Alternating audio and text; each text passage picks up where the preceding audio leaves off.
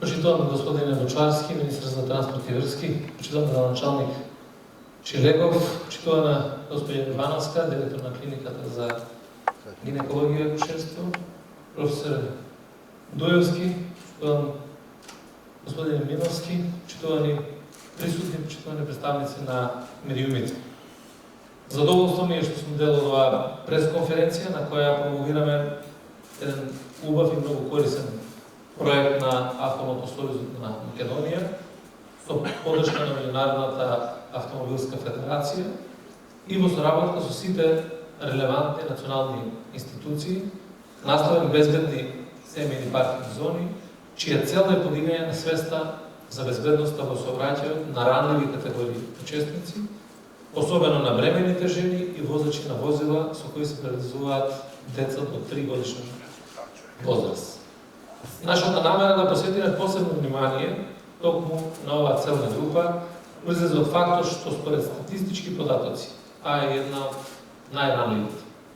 Имено во периодот од јануари до јуни 2020 година, во сообраќајни незгоди низ државата, за жал, настрадале вкупно 38 деца до 3 годишна возраст, од кои 31 дете се здобило со лесни повреди, но 4 биле тешко повредени, а 4 смртни последици.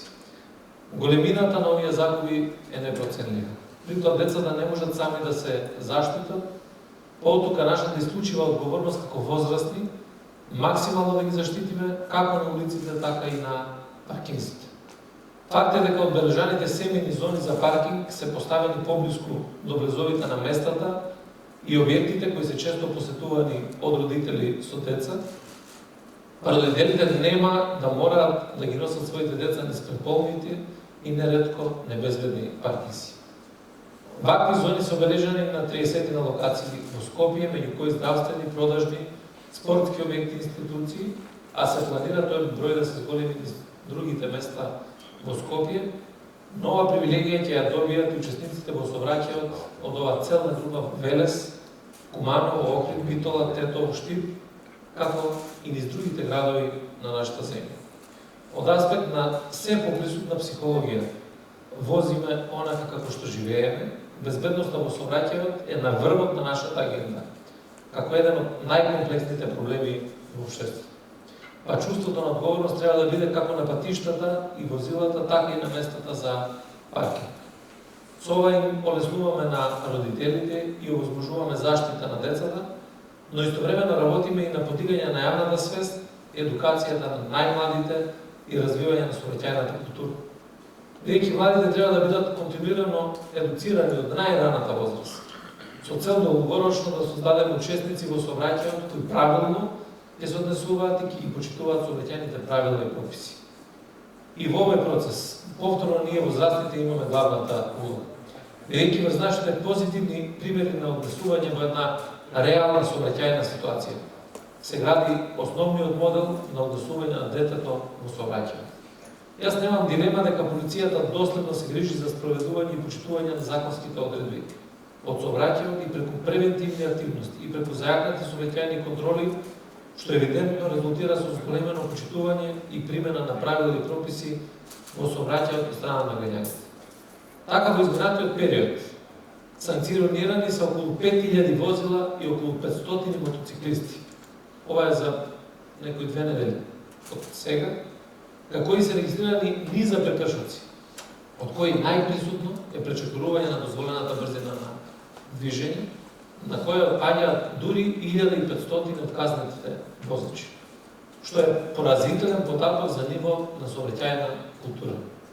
Покрај брзината, алкохолот, употребата на дроги и други психотропни субстанции, како и користење на смартфони, мобилни телефони или неупотреба на безбедносните ремени и заштитни карци за мотоциклисти се главните чинители за сообраќајните незгоди. И тоа го покажуваат сите европски статистики.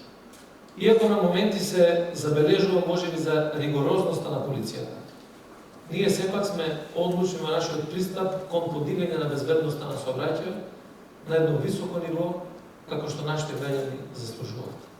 Впрочем, јавноста знае дека тоа наше политичко делување, фокусирано на повеќе нивоа, почнувајќи од децата и младите, па се до интензивирање на сообраќајните контроли низ целата држава во сите урбани средини, по автопатишта и по магистралните и регионални сообраќајници е неопходно и најважно е што дава позитивни резултати.